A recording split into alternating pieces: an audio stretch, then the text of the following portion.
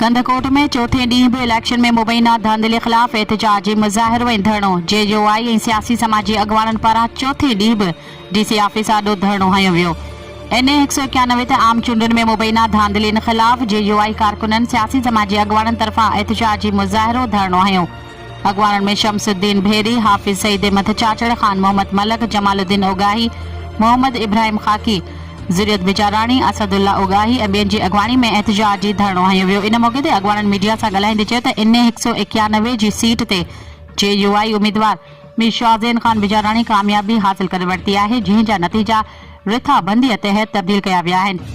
APP जे उम्मीदवार जे हक़ में नतीजो नाक़ाबिले बर्दाश्त आहिनि। अॻुवाणनि जो वधीक चवणो त इलेक्शन कमीशन खे NA 191 ते धांधली जो नोटिस वठणु घुर्जे। हक़ हक़दारनि हवाले कयो वञे।